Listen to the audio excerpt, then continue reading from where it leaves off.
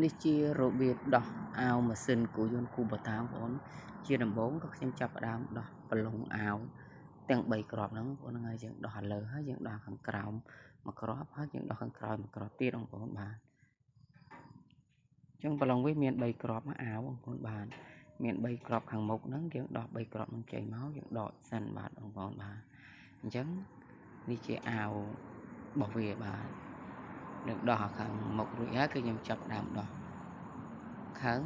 សណាញ់ផ្លិតទឹកបងប្អូនបាទហ្នឹងហើយសណាញ់ផ្លិតទឹកបាទខាងខ្យល់បងប្អូនបាទអញ្ចឹងយើងដោះប្រឡង2គ្រាប់នឹងចេញមកបាទដោះខាងក្រោយរួចខ្ញុំដោះខាងមុខបន្តទៀតបងប្អូនបាទហ្នឹងហើយដោះប្រឡងទាំង2គ្រាប់នឹងចេញហើយយើងចាប់ដើមដោះអាវរ៉ាបងប្អូនបាទដោះអាវរ៉ាយើងមើលប្រឡង2គ្រាប់ដូចគ្នាបាទមុខក្រោយបងប្អូនហ្នឹងហើយ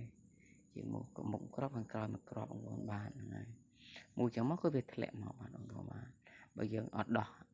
រ៉ាហ្នឹងទេគឺដកអត់ចេញទេអញ្ចឹងដោះអាវរ៉ាមិនដកចេញបាទអានេះគឺស្រឡាញ់ផ្លិតទឹកបងប្អូនបាទអញ្ចឹងដោះអាវរ៉ាចេញមកហ្នឹងហើយដោះអាវរ៉ាចេញរួចហើយបាទខ្ញុំចាប់ដើមដោះជើងវាបាទជើងទប់សណាញ់ផ្លិតទឹកបងប្អូនបាទហ្នឹងហើយជើងចាប់សណាញ់ផ្លិតទឹកហ្នឹងគឺយើងចាប់ដើមដោះបាទប្រឡង2គ្រាប់ដូចគ្នាទេបងប្អូនខាងហ្នឹងបើខាង